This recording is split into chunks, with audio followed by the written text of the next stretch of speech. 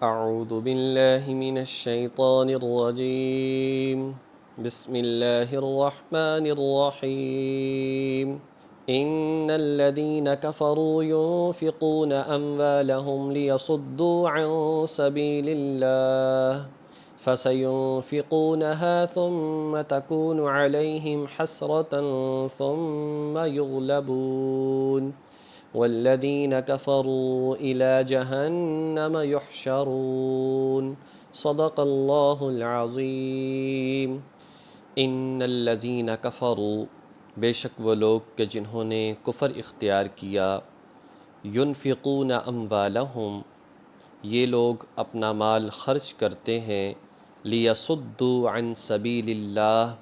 تاکہ وہ لوگوں کو روکیں اللہ کے راستے سے، فَسَيُنْفِقُونَهَا، تو جو بھی یہ لوگ مال خرچ کرتے ہیں، ثُمَّ تَكُونُ عَلَيْهِمْ حَسْرَةً، ان پر یہ خرچ کرنا ندامت اور افسوس کا سبب بن جائے گا، ثُمَّ يُغْلَبُونَ، پھر یہ لوگ مغلوب ہو جائیں گے، وَالَّذِينَ كَفَرُوا إِلَى جَهَنَّمَ يُحْشَرُونَ، اور وہ لوگ کہ جو کافر ہیں ان سب کو جہنم میں اکٹھا کیا جائے گا۔ لیمیز اللہ الخبیث، تاکہ اللہ تعالیٰ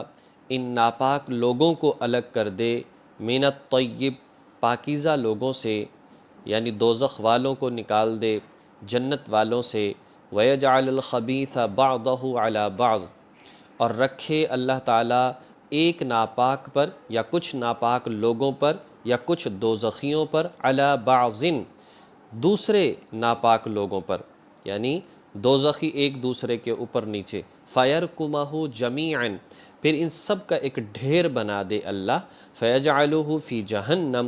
اور اس سارے کے سارے ڈھیر کو اللہ دوزخ میں ڈال دے، أُولَئِكَ هُمُ الْخَاسِرُونَ، تو یہی لوگ ہیں جو سراسر نقصان اٹھانے والے ہیں۔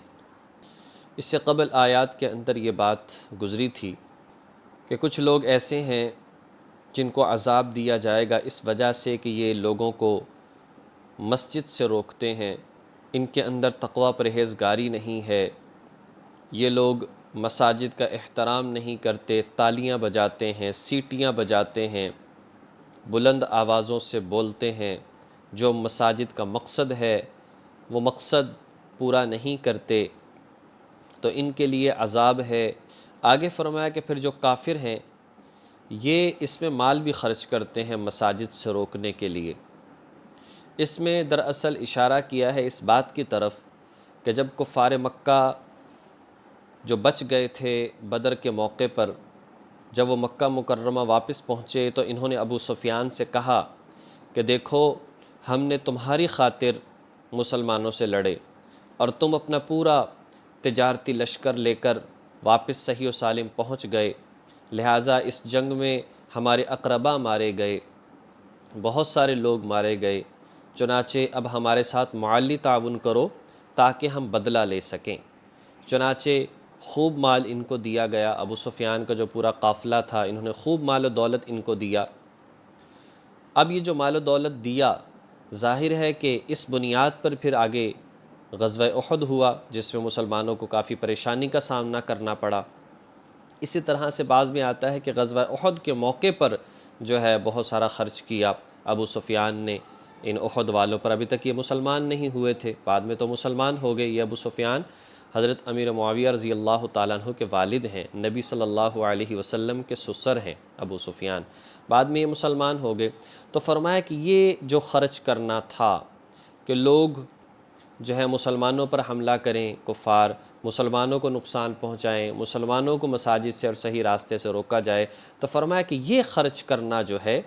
یہ خرچ کرنا حسرت اور ندامت کا باعث بن جائے گا۔ اور واقعتاً پھر ایسا ہوا کہ بعد میں جب یہ لوگ مسلمان ہوئے تو پھر یہ افسوس کیا کرتے تھے کہ اوہو ہم نے کیوں جو ہے ایمان کے خلاف، مسلمانوں کے خلاف چندہ دیا اور اپنے پیسے کو خرچ کیا۔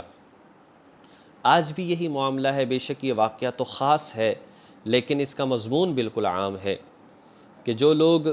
بھی مسلمانوں کو روکتے ہیں اور مسلمانوں کے خلاف کام کرتے ہیں اور پیسہ خرچ کرتے ہیں، ایک بات تو یہ ہے کہ ایک وقت آئے گا کہ یہ مغلوب ہو کر رہ جائیں گے، ثم یغلبون،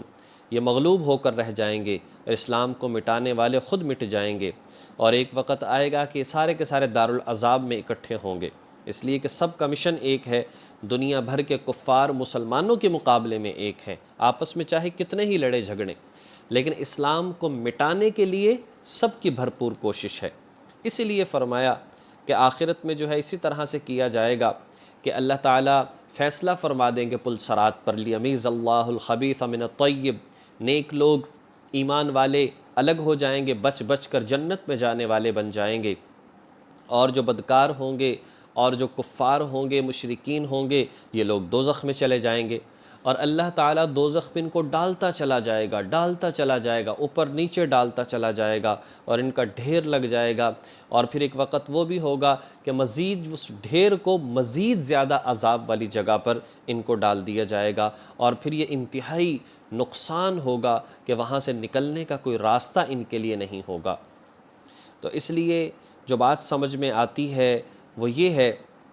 کہ جو لوگ آج بھی گناہوں کے کاموں پر پیسہ خرچ کرتے ہیں، سنت کے خلاف رسوم رواجات پر پیسہ خرچ کرتے ہیں، موسیقیوں پر پیسہ خرچ کرتے ہیں، ناجائز معاملات پر پیسہ خرچ کرتے ہیں، آتش بازی میں پیسہ خرچ کرتے ہیں، فرقہ واریت پر پیسہ خرچ کرتے ہیں، لوگوں کو اسلام سے پیچھے کرنے کے لیے پیسہ خرچ کرتے ہیں، ان لوگوں کو ندامت اور افسوس ہوگا کہ ہم نے اتنا پیسہ جو ہے وہ کہاں پر خرچ کر دیا۔ اس لیے کہ قیامت میں تو سوال ہوگا، یہ پیسہ کہاں سے حاصل کیا تھا، اس پیسے کو کہاں پر خرچ کیا ہے۔ جب تک جواب نہیں دے سکے گا اس وقت تک قدم نہیں اٹھا سکے گا، اور پھر ندامت اور افسوس کے سوا وہاں پر کچھ بھی نہیں ہوگا۔ آج اگر مرزائیوں کو دیکھا جائے تو بہت سارے ویسے تو کفار ہیں، لیکن جو مرزائی ہیں خصوصی طور